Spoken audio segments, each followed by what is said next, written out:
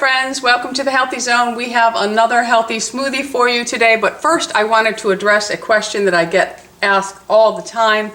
Where do I get my recipes for my smoothies from?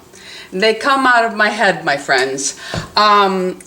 I have in the past purchased tons of smoothie books that all say healthy smoothies, or I'll buy a magazine because it has healthy smoothies. And then when I start to read it, I'm thinking, this is not so healthy. This is just like a milkshake to me. So I don't bother buying any of them. I just kind of put things together the way I like to eat them and create a smoothie. So today I'm going to show you how I created the smoothie that I'm making for you today.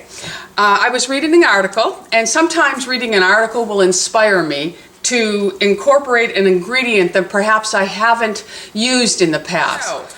I was reading about hibiscus tea, and hibiscus tea, 2 cups a day, is proving to be very good at lowering blood pressure. Now, I don't have a blood pressure problem, but you never know. In the future, I might. So I'm gonna add a little hibiscus tea into my life and into Louie's.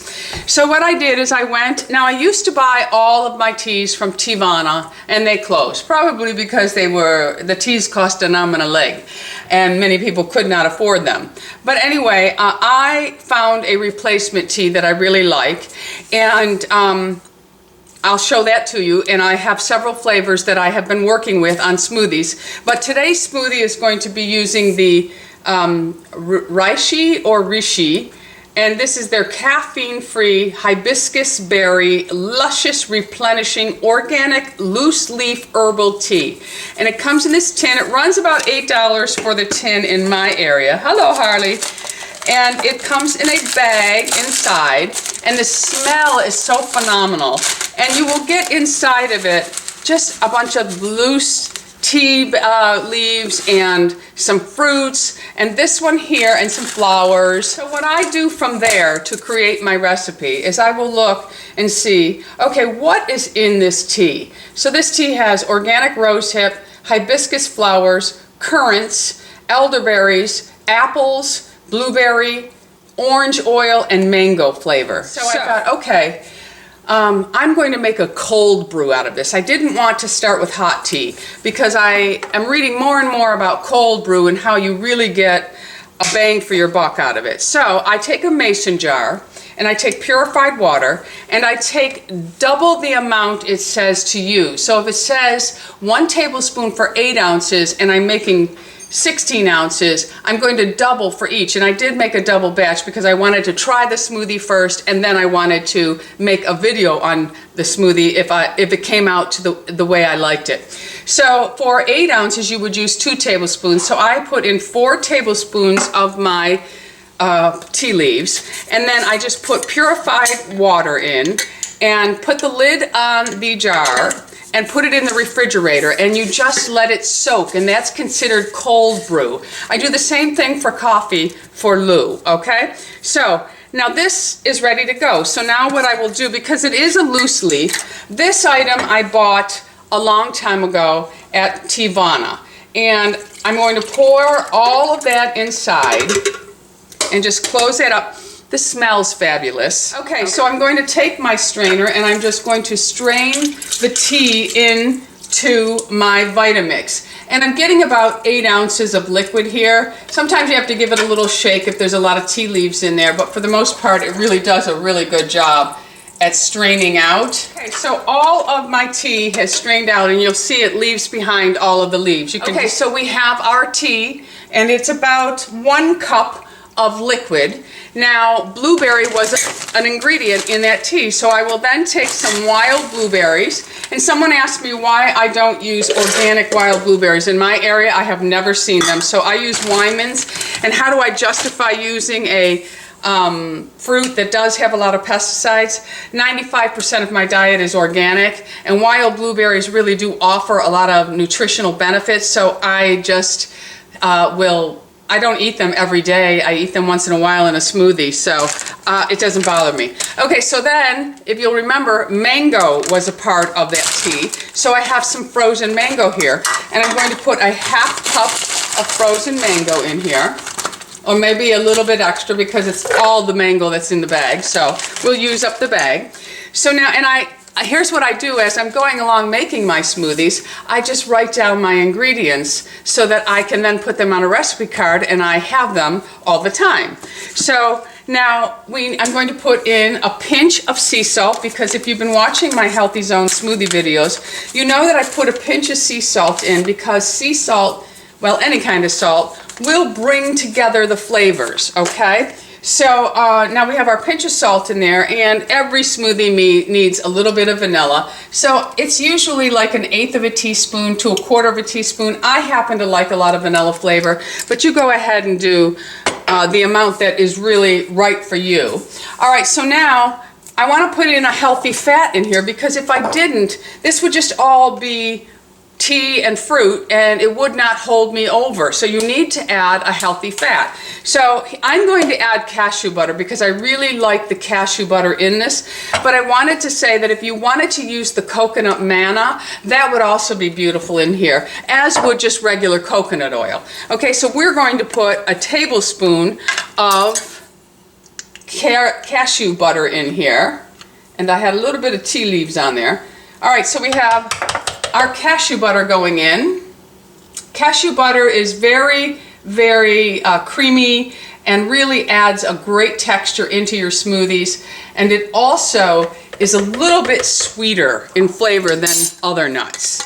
Although if you soak almonds, and if you have activated almonds, they become much sweeter because the tannin is taken off the outside. All right, so now I want to add a little bit of zest to this, which also helps to pull this together. So I'm going to take 1 lime. I don't have a key lime today. So I'm taking 1 lime. Okay, so we're going to take the lime inside of the lime press. And the lime juice will just brighten this smoothie right up. If you remember the ingredients, there was orange in the actual tea. I didn't have any oranges, so I went ahead and I tried a lime, but I am going to get an orange today and try this with an orange. So if you do have an orange at home, you can go ahead and add an orange. All right, so now I need to put in my flaxseed because I'm trying to incorporate more flaxseed into my diet. And I just eyeball it. I want about 2 tablespoons a day, so I'll go ahead and just put in that amount into my coffee grinder that is designated for only things like this, and then grind it up. I always grind my flaxseed fresh. You don't want to buy it already ground. That is not going to last a long time for you. Okay, so I just turn it over, tap it into the lid. I have ground flaxseed now. Into my smoothie it goes. I'm getting warm. I had been out walking the dogs, and it was brutal. We had an hour walk this morning, and it was brutal. And when I came in the house, I had the air really, really high because we are in 100 heat index. So I have the air conditioner. It's like an ice cube in here, okay? So when I came in all sweaty, I was freezing. I'm going to take my Vital Proteins, collagen peptides, grass-fed. That's important to me, pasture-raised. And this is good for hair, skin, nails, joints, and bones. I'm using it for my joints and bones. I just put a scoop in there. This video is going to run a little longer than most of my Healthy Zone because I wanted to help explain how I create a recipe. All right, so same protein powder that I've been using. This is a lower carb one. Excellent, excellent, excellent. So much that I ordered another vanilla and another chocolate. I absolutely love it. Anything that I use, the links will be below for you so you can go and read up on the ingredients to see if it's right for you. So I'm just going to use half a serving of this, and that is 1 scoop of the protein powder. We are going to then put our cap on. Okay, so everything's inside. We're just going to fire up the Vitamix and we will be back. But not before I give you a little smoothie dance.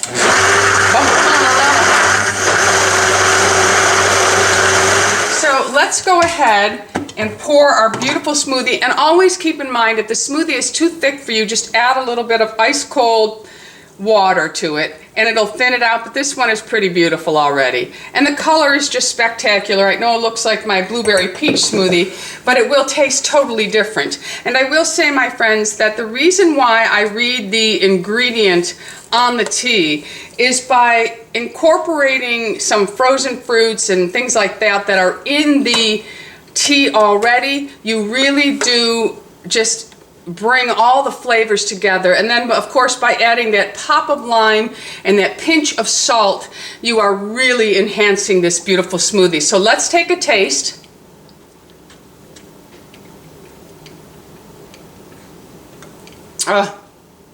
Pure.